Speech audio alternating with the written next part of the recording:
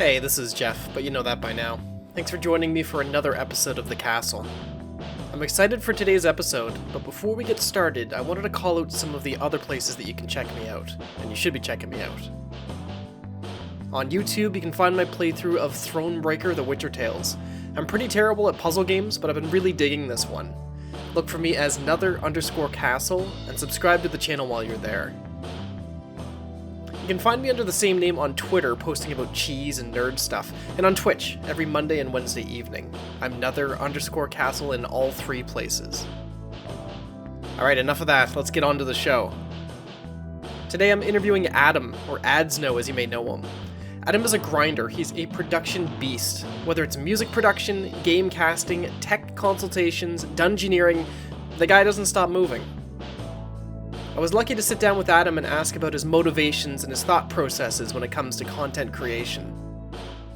Now, I'm not kidding when I say that Adam is always on the move. This interview was originally recorded back in May of 2020, and since then he's continued to grow his channel and the scope of his projects. Consider this conversation a snapshot of where Adam was at the time, not where he is now. I'll have links to his content in the show notes, and I want you to go check out what he's been up to. I started off by asking Adam about his involvement casting a game called the Darwin Project. Just a heads up that we kind of dive right in on this one. After the interview, I put Adam through the speedrun, our rapid-fire Q&A segment, so make sure you stick around for that.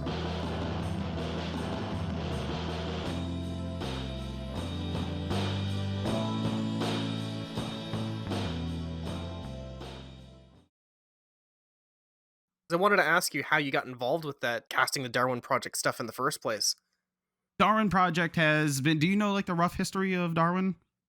No, I played a little tiny bit of it when it was first sort of... Is it out of beta? Is it launched? I don't really know. It had its stint in beta, and for a while it was like a $20 game, Right. and then the player base started to kind of shrink. Then I don't know if this was always in their plans, but it became free to play, and cosmetics and microtransactions just for cosmetics were introduced to the game. But Darwin Project as a whole saw a peak. I think it was somewhere from like the low 500s up to 12,000 players in one day.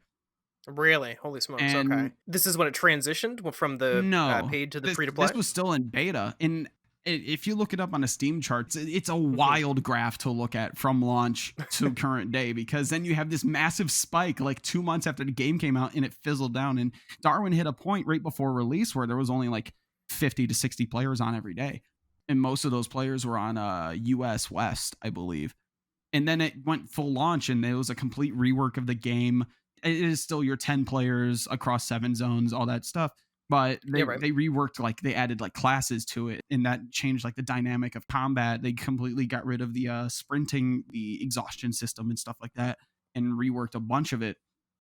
Frag Zone used to be something called Fast Frags. They ran multiple different tournaments for different games, but they did some in Darwin previously. Okay. And so they started ramping up what they were calling their freeze out tournaments. I played, I believe, in the first freeze out tournament and got knocked out in the first round. And I kept watching, and I Hold Shift was casting at the time. And I was talking with another streamer, Hypnotical, and I was like, that would be really awesome to like cast this game because there is some sort of like love for the game. And he was like, you should just ask. So I got together some clips. I went and like directed a few games over one stream and like shoutcasted over just pub matches and sent the clips to a guy named Meta who runs Fragzone. He was like, yeah, dude, and sent me a DM, and we got all the proper stuff together. And I was shoutcasting for Freeze Out number 2. And then I Hold Shift and Proper were still casting at the time, but they had to step back. And so lately I've been like the main shoutcaster for Fragzone. Just kind of fell into it. And now Scavenger Studios, who makes Darwin, they originally didn't want to be a competitive game, but they saw with the freeze out tournaments that people were really interested in it. So they had us and another organization called the Darwin Pro League. We would alternate back and forth in their qualifiers for season 1 of their battle pass, which also had like a tournament component to it. Okay. And so this past weekend, we just finished up qualifiers number 4. We don't know what they're going to do for grand finals. I really hope that they reach out to me for me to do it, because that would be tight. But if not, I'll always be around to watch. Even some of the bigger named games, I follow some of the casters, their social media and that kind of thing, and it seems like the contracts or the plans for when they're going to be casting or how long, it's kind of tenuous. Like, is that kind of the same thing for you? Do you know what your future looks like for casting with Darwin Project? For my future with Darwin Project, I have no idea. Hmm. It's all dependent on what direction they want to take the game with and whether or not the player base sticks around, because that was the issue in beta, was that it just Yeah, right. kind of died. And they actually released on consoles, and consoles as a free battle royale with not 100 people in it has taken Yeah. off like freaking crazy. On Xbox and more recently PlayStation, they've been seeing a lot more numbers there. The PC side of things is kind of where things are dwindling.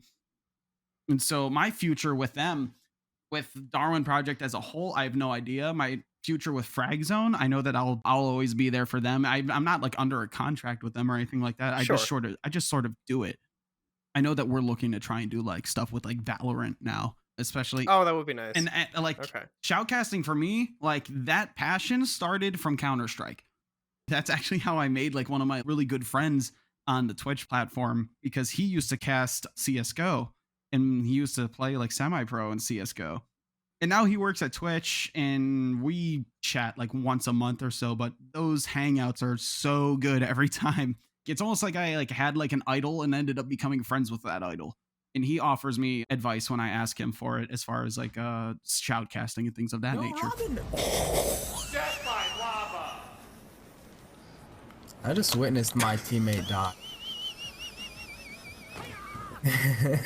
Come on, man. Oh my god. I feel bad. Here's some It's the wood. word that makes it I'm feel. so sorry. Performance seems to be a big part of your channel, beyond just sitting down and playing a game and that kind of thing. Has that kind of always been the way? Was that how your channel was when you first launched? Absolutely not. Okay. I remember my first stream back in April of 2013. One of my buddies in high school had just showed me this cool thing called Twitch. He was watching, I think it was a Diablo 3 streamer, and I was just like, wow, that's a really like, long YouTube video. Watching it all day. It was just it was some dude doing a charity stream. I really wish I remembered the name. I started looking into it, and so my first stream ever was without a microphone, without a cam, playing really? Black Ops 2 Zombies. And honestly, like for my entire starting streaming career, like I never had good internet.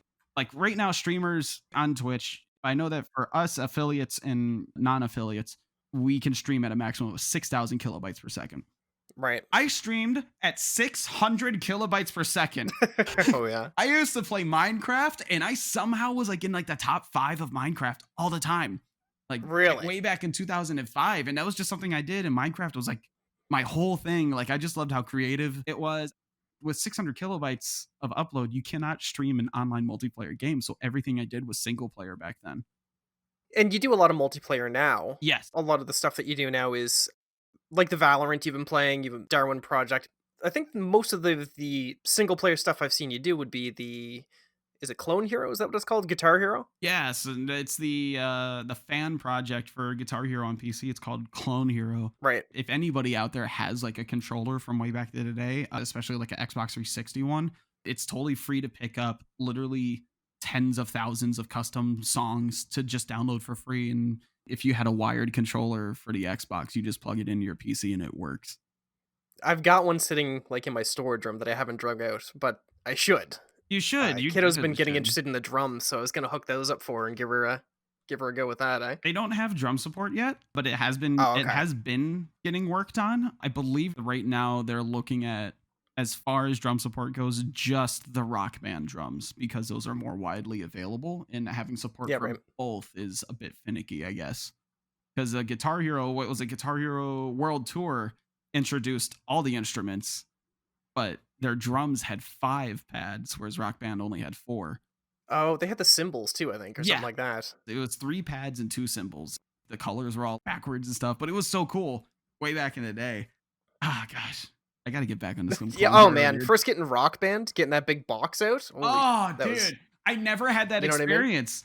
Oh, okay. I never got to have like It was amazing getting like 4 people together, having a few drinks, and it was the stupidest thing in the world, but it just felt so good. You know. Me and my friends wanted to have like an actual Rock Band. Like we were like, how cool would it be if we just rolled up to like this venue with an Xbox, like it played other people's music.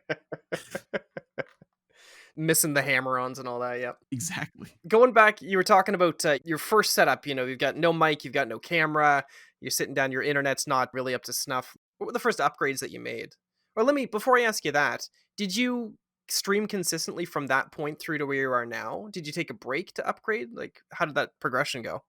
I've never taken a break because of like an upgrade. I've definitely had like Hmm. moments in my streaming history where it's like, oh, this computer part died and I'm not in a good spot financially, so it's going to be a minute before I start streaming again. But Yeah, right. there are a few very large gaps in my streaming history just because like life gets in the way. For a while, I was for lack of a better term, I was a roadie. And so I would tour with bands and like I was working behind the scenes and stuff. So that required me to be away from home for several months at a time. I mean, I haven't done that in such a long time now. And actually, streaming has been a huge part of where I am now, like occupation wise, because I also would work in venues even after touring was done. But working at like a House of Blues or like a Hard Rock or something like that, you don't work a 9 to 5 job. Sometimes you start Right. at 4 p.m. on a Wednesday and you get off at 3 in the morning, or some days you start at 8 in the morning on a Monday and you're done at 2 in the morning that same day.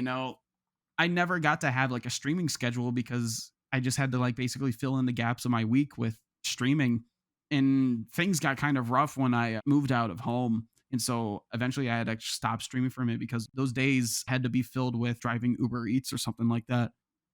Oh, I remember you talking about that on stream. Are you still doing that? No, I still have the Oh, okay. account. I haven't like updated my like paperwork or anything, but it's like if things really do hit the fan, I'm happy I've kept like a good clean driving record and I know like the ins and outs of doing like that job. I suppose it's not something you could really do right now. For anyone listening, whenever this goes up, we're still kind of in the midst of the virus and the social distancing efforts and all that. Mm-hmm. I'm jumping around a little bit here, but we had touched on it. Depending on your job, depending on the rest of your life, it's difficult to make a schedule or to have a consistent schedule. Do you schedule your time out for your streams and for your other content at this point? At this point, yes. Yeah. Even now with a structured kind of schedule, I still don't have a day off because I'm working behind the scenes on things. I'm researching, this new gimmick that everybody's doing, or I'm researching something on like HTML or CSS if I wanted to like code like a custom alert or something like that. I'm talking with my editor about a video and future videos. I qualify time spent religiously watching streams as, even though it's like, yes, it's entertainment, I also see it as an opportunity for research. What is Flom doing that nets him his viewers versus all the other Counter-Strike players?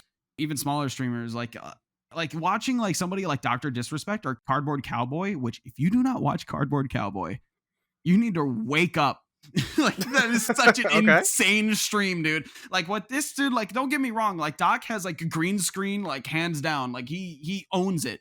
But Yep. Cardboard Cowboy, think of Doc, but you could only see Doc's face. His body is made of cardboard. His whole backgrounds are made of cardboard in like a virtual space. All of it is green screen. And what Cardboard Cowboy can do with a green screen in time blows my mind away. And consistently, whenever I watch him, there is a new thing. It is a different experience every time. So happy things took off for him. But yeah, like what's kind of circling back there, streaming has actually almost made it hard to watch other streamers unless it's like somebody completely blowing it out of the water as far as viewers go. Like if I'm watching like Soda Pop and or Tim the Tab Man, there's nothing I can do there to be like, what is he doing that I'm not? Because at a certain point, it snowballs. Yeah. If you watch those like 500 to like 1,000 or even like those 200 to 500 streamers, you can kind of gauge as to like, oh, this is what they're doing right, or oh, this is what they're doing different. And not to say that you should see that to copy somebody, but it helps kind of get that hamster wheel, that creative hamster going in your head to be like, oh, well, that'd be cool if I did that, but this way, and also in my own flavor to make it completely original and like kind of take it like a few steps further. It's kind of like that part of that classified like research portion of my brain when it comes to watching. That makes sense. When I'm watching other streams, I'm absolutely looking for what they're doing right or what I can do with my channel to not imitate it, but take a piece of what they're doing or their creativity. Mhm. And a lot of folks that I'm talking to, what they're telling me is looking into the future of streaming and Twitch and even Mixer and that kind of thing.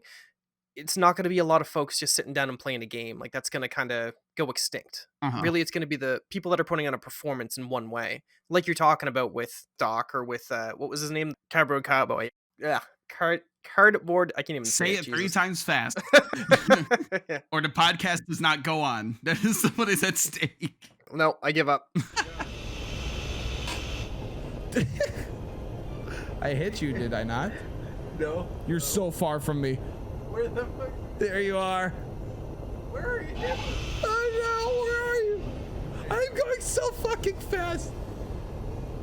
I believe. Oh my god. So when you're watching other streamers, it sounds like you're watching those partner level folks. Do you spend a lot of time in affiliate level streams? If I'm watching like an affiliate level stream, I would say like 80% of the time it's because it's somebody I've met organically through gaming. Yeah, right. Without going through the effort of picking a game and scrolling and scrolling and scrolling, it's going to be hard for me to just bump into a stream I might like. I'm not immediately seeing something new, something exciting there. Like, I am absolute trash when it comes to like what games I like. People will crucify me for this. I have never played a Final Fantasy game. Who's gonna crucify? Okay. What do you mean who's going to crucify? Final Fantasy doesn't have fanboys. What are you talking about? Like, people will crucify me for the legendary series and titles that I haven't played just because from as early as I can remember, I've been an absolute first-person shooter junkie. And so, like, for me, like, I love watching your CSGOs, your Valorants, your Call of Duties, because those are such mainstream games. It's going to take a minute of scrolling down the page before I run into somebody with 500 viewers. That's something that both of those have in common, though. If you right now you throw a dart, you're going to hit somebody who's streaming Final Fantasy VII, right?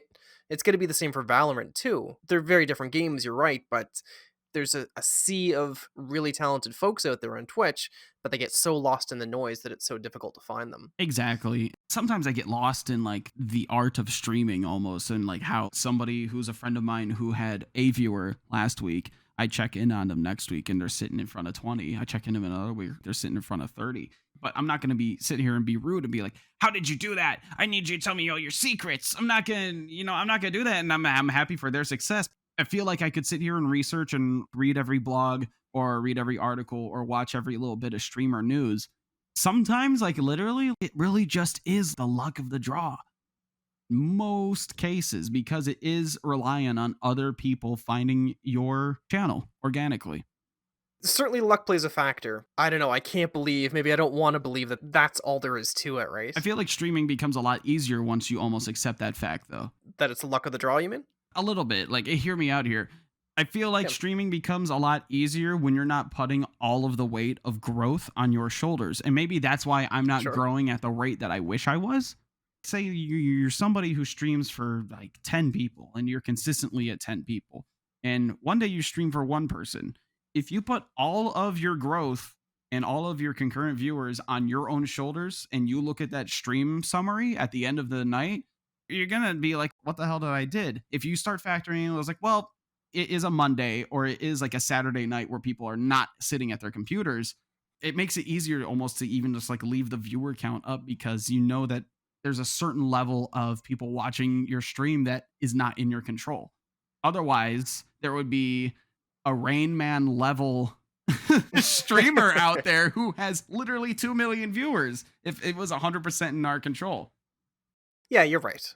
Yeah, and I think getting lost in the numbers, especially at my level, if you get lost too much in the stats, like you said, breaking down the weekdays, breaking down the time of day and stuff like that, you're not going to benefit as much. It's not going to pay out as much as you want it to. I felt like I saw like crow's feet like growing on the side of my eyes when I was doing that too, because I would sit there and I used to be a daily streamer. I used to just be like, all right, I'm home from work, time to eat this brick of ramen noodles and sit down and play some games. And then I look at my stream summary and I look at it over the week and I go, Wednesday was my popular day. I'm going to start streaming longer on Wednesdays. But then the next week, Wednesday turns out to be your worst day. It was just a fluke. And it's hard to look at that without having like this massive amount of statistics. Yeah, you're right. Especially if you're looking at a small sample size. It's not going to tell you much, but I get lost in it anyway. Something that you focus on is improving the quality of your stream. And I mean that from like a technical perspective. Mhm. And the presentation itself, just in general. But I wanted to ask you about what improvements have you focused on, or what improvements have paid out the most for you over time? I would say that have paid out the most for me is things that I could improve on my stream when I'm sitting in the viewer's shoes. When I mean like when you're an affiliate and you don't have quality options, but you're forcing a 1080p 60 stream on somebody. I step my streams down to 900p, but at the same time, I recently, regrettably, I wish I knew this a lot earlier about the NVENC encoder. started using that and cranked that to max quality. And now my processor isn't dying to keep up the Right. maximum quality at 900p. I've been working on this video for literally weeks just because I've had no time, just because I was like looking at showing the differences. And literally on a 1070, which is a mid-level card from like years ago, Right. which I think was the 10 series was the first ones to have NVENC on them, those encoding processors on them. Even with my stream back when I had it on 1080, now I have it on 900p 60. It was only using 10 to 12% of that on the graph. Of course, I'm using Task Manager to measure that, but at the same time, dude, it's like, if you're not using this and you have an NVIDIA GPU, what are you doing? Oh! Stay away from me. No! I could have been last one. Third ain't bad. Out of 60? That's top 1%, isn't it? No. So you think that was something small, something you could do? It's not in a dollar investment or anything like that, but that is improved the quality from what you can see. Yeah, I guess like to answer your question a bit more fully, as far as like things that have improved the quality of my stream, realizing that 1080p is not the god tier of streaming, because 900p still looks great when you're watching it through Twitch's compression. Well, yeah, right. And a lot of folks are watching it in a windowed, on a full screen. A lot of streams that I'm watching, I don't see a lot of people that do. Yeah, and if my memory serves me right, a majority of Twitch viewers watch on mobile anyways. Oh, is that so? Majority of Twitch users either watch it on mobile or on a secondary monitor. You have your select few that will watch it in the living room on a big TV, but it's also like Twitch is akin to the radio, where sometimes you have that thing that you religiously listen to, but most of the time it is background noise. Bringing minimalism to my stream. Definitely not having a super flashy overlay. Not to say that somebody else shouldn't do this, but like not having like top donator, monthly donator, recent sub, the past 5 subs, my pet hamster, what's your favorite flavor of ice cream, all over the screen, and being able to show most of the game and myself without blocking as much stuff. Like I just have that thin little orange overlay around me. And actually my recent sub used to be above the overlay. Now I actually brought it into the webcam with me and made it smaller, because realizing that even though on my OBS preview it's barely legible, somebody that's actually watching the stream, it's totally legible. Yeah, I really admire the look of your stream because it is so clean the way you're talking about. And I think I started to go down that road of just having so much going on. It was so busy. Mm-hmm. But I think there's a lot of value to simplifying it, making it look clean, making it look sharp, but at the same time, getting rid of a lot of the noise, letting the game and letting you speak for itself. Definitely. And I feel like, and don't get me wrong, like rewarding your viewers for supporting the stream, definitely do it. Just find more creative ways to do it. It could be their name forever on a panel below your stream. I guess the added benefit is like with the YouTube content is like their name has a potential just to like sit there on the YouTube video. And, you know, as well as other things, like I have the bits leaderboard, like a lot of that stuff is integrated into Twitch now, especially with the monthly bit leaderboard, the sub gift leaderboard at the top of the chat. Yeah, right. Over the years, Twitch has kind of enabled it to where streamers can more easily and efficiently have a minimalistic looking stream. Yeah, and a lot of stuff you can offload to chatbots and stuff like that too, so it's not taking up space on your screen. Definitely. Did you ever see that old Twitter account that was just ugly Yes! overlays? I remember You know what I'm talking about? What you're talking about. I used to love that thing, man. I don't think it's still around, but it used to crack me up. You got me going on Twitter literally mid podcast because I gotta find it. It was like bad overlays or something like that. Something like that, yeah. It was one of those accounts you could just click on it and just scroll through like years worth of posts and crack up. Yep, it's bad layouts. There you go. Okay. They follow nobody, and their last tweet was on March 13th, 2019. Ah, yeah, okay. Before that, they were posting literally daily. You've had streams where you've done advice, do-it-yourself instructions, that sort of thing. You've posted 1 or 2 videos at this point in that regard. Are you looking to keep up with that? Yeah, because I know exactly the instance you were talking about. It was because I was literally frustrated with my webcam, and I sat there on stream and tweaked it with everybody. And I was like, after sitting there for like 15 minutes and just tweaking with it, this is literally a YouTube video. Like, because there are a lot of stream advice, like how to get started on your stream. And there's like the thumbnail, the guy's doing like the hands up in the air. He's like, I don't know. He photoshops in like a stream deck and like a 1080 or 2080 Ti in his hands. And The video is literally spend money. Like if you really were Right. to break down the video into like 20 minutes into 2 seconds, you could say spend money, and that is the entire gist of the whole thing. Streaming isn't new. More than likely, if you're listening to this and you're not currently streaming, there's a really good chance that you have tried it before. There's a really good chance that you've taken a look into what streaming is and how it works. Most people on the planet own a webcam. I'm not basing it on facts. That's my own assumption. Flame me in the comments if you want. Yeah. And I'm only saying that because I have literally 3 sitting on my desk right now. Webcams and how big of a part of your stream your face is.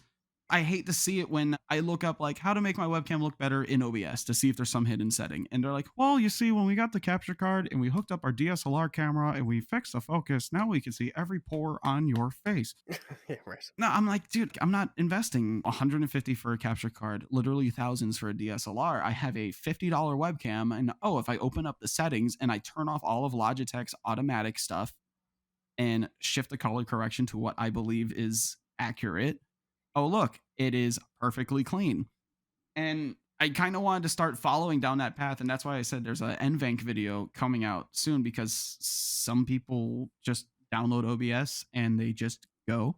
Some people know to change their bit rate, but to go into like encoding options, your audio bit rate, all the other like little facets of OBS, a lot of people don't really dig deep enough to do that. Certainly not off at the start, anyway. And it's really easy to fall prey to having to go buy some expensive piece of hardware, only to find out that there is another video you need to watch after that when that expensive piece of hardware isn't doing what you're doing. They're like, oh, this works with this, this, and this. And you're like, well, I already own that, but I just bought this. But now I have to turn on this setting and I can't refund that. I hate like the clickbaity, easy answer kind of bullshit. I did this in my stream. It looks amazing. And like in the thumbnail, it shows like 2,000 live viewers or something like that. Right. And they're really like, ever since I bought this pre-built PC from NZXT, my life has been different. I'm like, there are ways to make your stream look really, really good working with what you have, even if what you have isn't the best. I wish people could see my video first, just so that they can see that there are options to try before the monetary option. I went in and checked my own settings for my webcam based off the information that you gave. You're right, the video that you made is a lot more direct. It doesn't have that, it's not 6 minutes of a video you have to sit through before they tell you click on this box or something. Oh, I love that. Stupid like that. I love when it's like recording and you hear the guy across the room like this and he opens up the door. He's like, what's up, guys? It's your boy, Adzno. Let me come on, sit down here. And what's this from under my desk? A fucking red camera. Like... yeah, exactly. I hate that. It's just like, hi, I'm Adam. Here's how to fix it. So you're going to keep going with the series then, eh?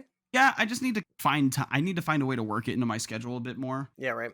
I haven't posted another one since that video, but it's only because there are so many different things, but there are also so many different projects I'm kind of involved with. It's a bird. It's not an owl. Yeah, it's not an owl. That's exactly. That's not what an owl sounds like.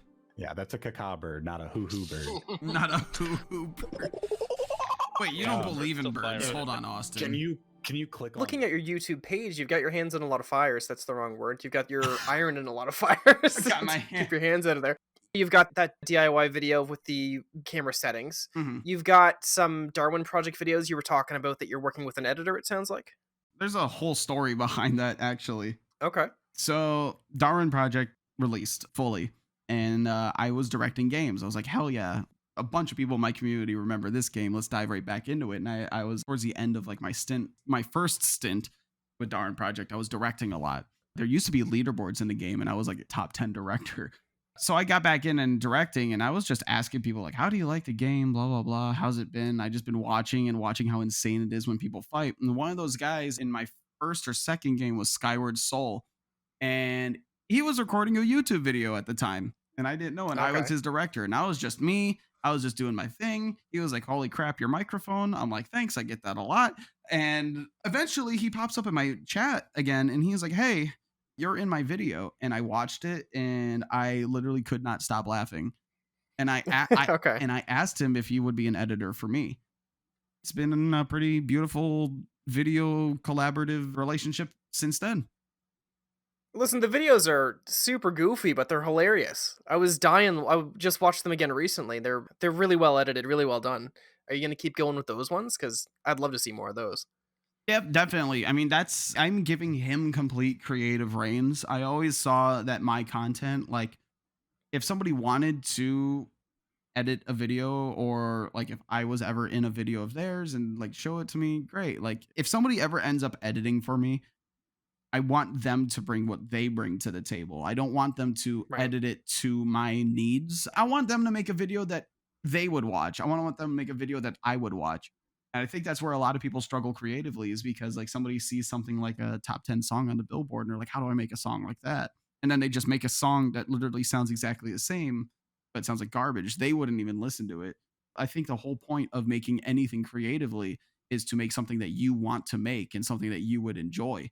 I wouldn't stream if I didn't enjoy streaming. You know, Skyward wouldn't edit if he didn't enjoy the videos that he's editing. Or you wouldn't podcast if you didn't enjoy podcasting. You're right. I'm going a little off track here, though. I certainly had a goal when I launched the podcast for the tone that I wanted the podcast to follow, but I don't know if I envisioned exactly how it was going to sound in the end product. And that's a part of it. You'll never make exactly what's in your mind. You could sit there and paint for hours and hours and hours, but unless you're Picasso, but maybe even Picasso couldn't do it because that stuff was gnarly looking. Yeah, right. You know, it's never going to come out the exact way that you envision it in your head. When a director directs a movie, they're trying to get as close to the image of what's in their head, but they're never going to recreate the exact action scene that they watched in their brain. Besides the Darwin Project videos, the DIY videos that you have, there's a lot of D&D content on your YouTube page. And those are kind of longer form. They seem to be about 3 or 4 hours in length. Do you get a lot of response from those videos?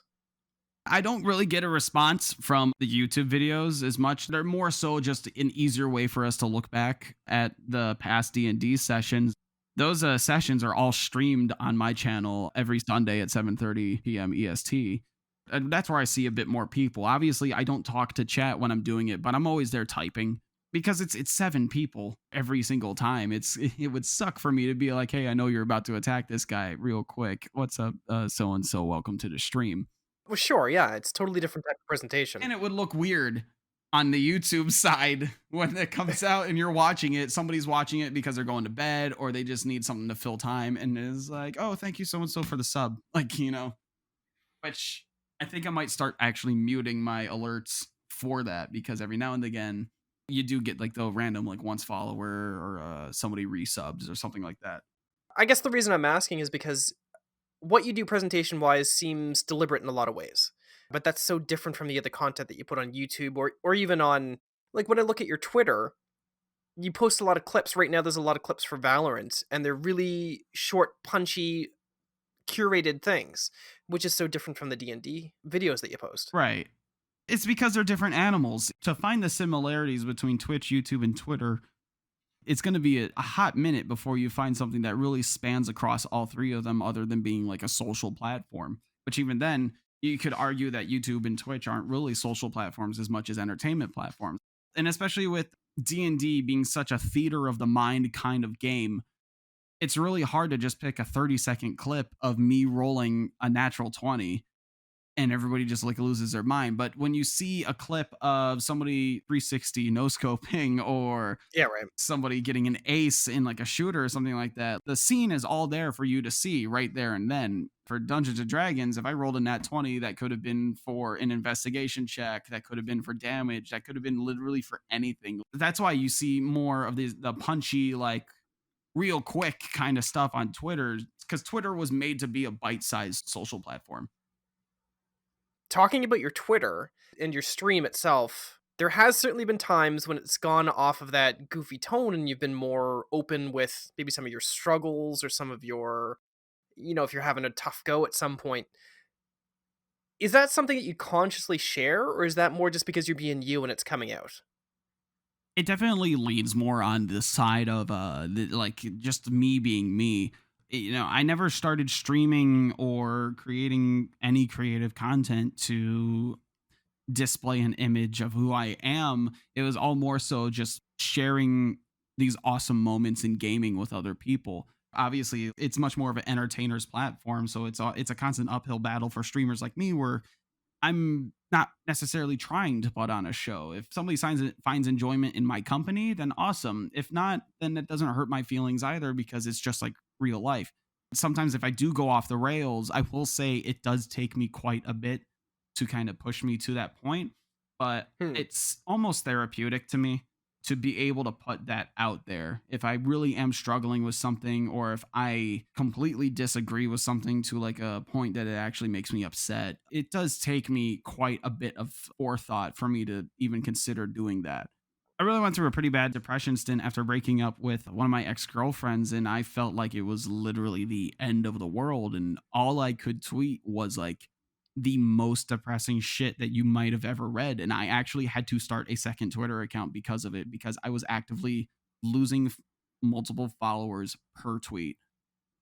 And so there is actually a private Twitter account.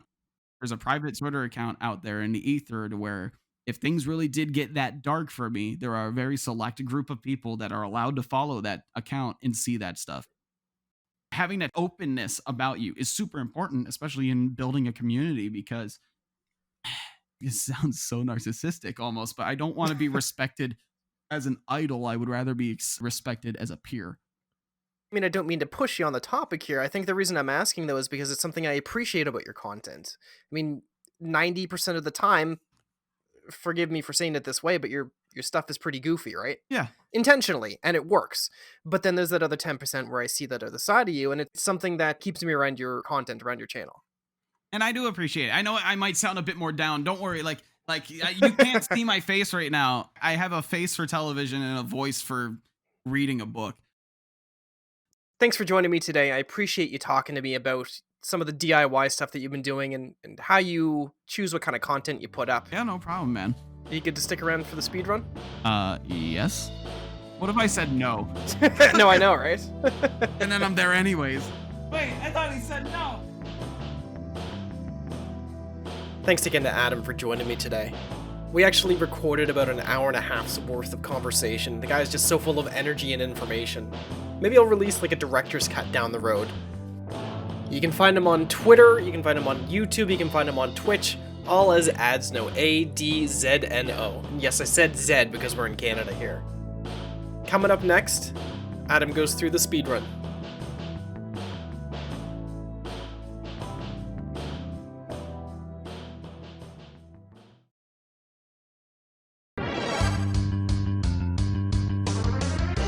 Alright, Adam, you ready for the speedrun? Yes, sir. Let's go. Alright, I got 10 questions for you. I don't want you to think about these answers, I just want you to give them to me, alright? Sounds good. Alright, here we go. What was the first video game that you bought with your own money? What the fuck, dude? Long pause. You got it, come on! What's the first game? First game. First game you can think of. First game I can think of, Ratchet and Clank on the PS2. Oh my god. What's the album that has the best album cover art? Like music. Oh, the best cover art. I would say Define the Great Line from Under Oath. Did you, were you buying CDs back in the day? Yes. I used to spend every paycheck on CDs, every time I got it when I was in high school. I still buy them. Alright, give me another word that has the letter Z in it. Zebra. Okay, this is going back to your video there. You were complaining about the guy who couldn't say your name. Zebra too. What's the best multiplayer game of all time? Counter-Strike. Oh my god. Really? You must be loving Valorant then. Actually, I still kind of like CS a little bit more. Really? Yeah. Okay. When you cook your eggs for breakfast, how do you take them? Scrambled. Okay, that's the best answer. Mhm. Other people are crazy. Oh, dude. What's the best character in Mars Attacks? The aliens. That's not a character. Mars Attacks? Yeah. Are we not thinking of the same thing? You were talking about how this movie freaked you out when you were younger. Yeah. The aliens are the only ones I remember, but Okay. they just go knock knock and they turn you into skeletons. What was your favorite childhood cartoon? Favorite childhood cartoons, Ren and Stimpy. Oh yeah, that you watched it when you were a kid? Yep. It's terrible. That's why you're the way that you are, I guess. When you were a kid, what did you want to be when you grew up? A comedian. Okay, really? Yep. Who's your favorite stand-up? Right now. Right now, Crystalia. Oh yeah, okay. What was your first guitar? First guitar is older than I am. My dad doesn't even remember the model, but it is a Washburn guitar of some sort, and I still play it on stream to this day. Oh yeah? Mhm. Okay. I don't have my first guitar. I think I busted it way back. I know. A Squire. What AAA video game did you hate that everyone else loved? Ooh, Clock's ticking, man. clock's ticking. You can edit Give me this. an answer here. You can edit it. No, we're not editing it. You gotta give me an answer. I can't even think of a AAA game that everybody else loved that I hated. Alright, what's an overrated game? Doesn't have to be AAA. Oh, an overrated game? League of Legends. Yeah. Oh no, you're hurting me. Okay. Alright, well you're way too slow, but I appreciate you joining me. I was never good at quick stuff. So it shows.